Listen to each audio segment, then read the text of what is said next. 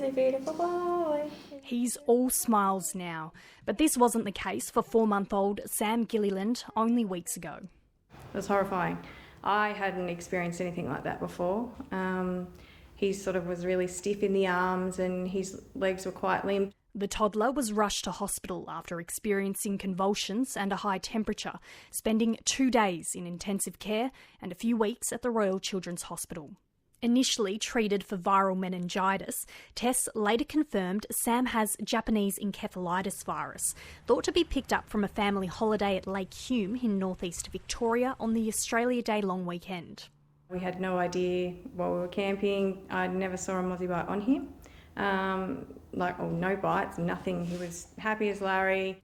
There are currently 7 confirmed cases of the virus in Victoria, with most being exposed around the Murray River region. New South Wales are reporting 5. Local health experts are receiving an influx of calls asking for mosquito bite advice, and things like repellent are flying off the shelves.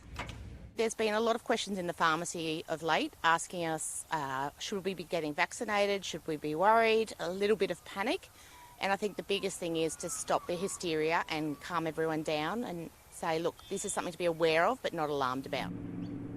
Holidaymakers are already settling in for this long weekend. They're being urged to remain vigilant, particularly around the water. It's a little bit like your slip, slop, slap, wearing your long sleeve shirts, making sure you're wearing your mozzie repellent or your mozzie bands. The government is rolling out a vaccine to impacted communities and says it's actively looking to broaden the eligibility criteria. If we find out that we have infected mosquitoes circulating within about 5 kilometres of a populated area, I think that would expand, and it would expand to people living within that populated area. For Sam, recovery is far from over. He requires ongoing treatment, and only time will tell what the long-term effects may be. There's no treatment for it. It's, uncharted waters and, have no idea what's to come, basically. Michaela Ortolin, ABC News, Wodonga.